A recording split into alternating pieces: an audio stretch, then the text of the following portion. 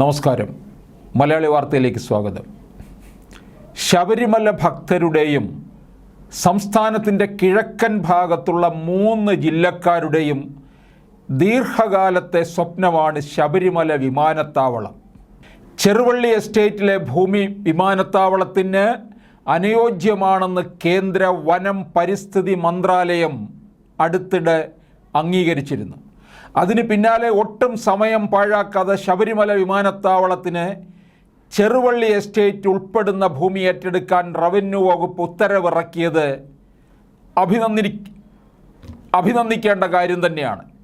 ചെറുവള്ളി എസ്റ്റേറ്റിൽ നിന്ന് 2405 ഏക്കറും 165 ഏക്കർ സ്വകാര്യ ഭൂമിയുമാണ് ഏറ്റെടുക്കുന്നത്. എരുമേലി സൗത്ത് മണിമല വില്ലേജുകളിൽ ഉൾപ്പെടുന്നതാണ് ഈ സ്ഥലം. വിമാനത്താവള നിർമ്മാണം സംബന്ധിച്ച സാമൂഹിക ആഘാത പഠന റിപ്പോർട്ട് പരിശോധിച്ച വിദഗ്ധ സമിതിയുടെ ശുപാർശകൾ കൂടി ഉൾപ്പെടുത്തിയാണ് റവന്യൂ വകുപ്പിൻ്റെ ഉത്തരവ് വന്നിരിക്കുന്നത്. ജനങ്ങളുടെയും സംസ്ഥാനത്തിൻ്റെയും താൽപ്പര്യം വിമാനത്താവള പദ്ധതിക്ക് അനുകൂലമാണെന്നാണ് വിദഗ്ധ സമിതിയുടെ ശുപാർശയെന്ന് റവന്യൂ മന്ത്രി വെളിപ്പെടുത്തുകയും ചെയ്തു.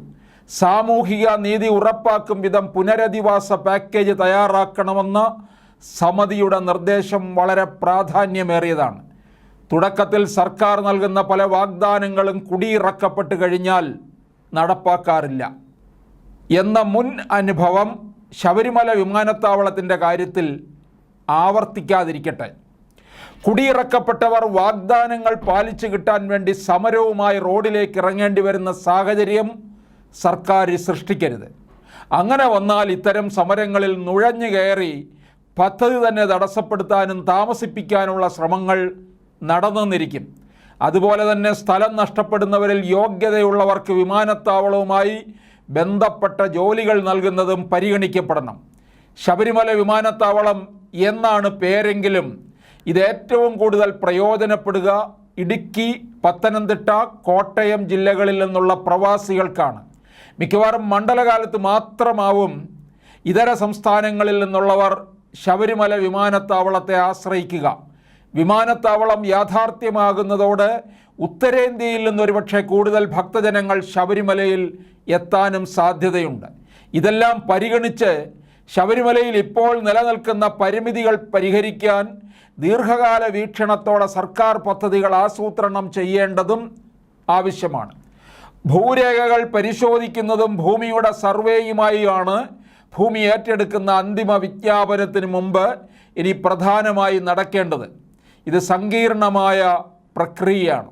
തടസ്സങ്ങളും തർക്കങ്ങളും ഉണ്ടാകാനുള്ള സാധ്യത ഉള്ളതിനാൽ റവന്യൂ വകുപ്പിലെ തന്നെ ഏറ്റവും പരിചയസമ്പന്നരായ ഒരു ടീം വേണം ഇതൊക്കെ ചെയ്തു തീർക്കേണ്ടത്.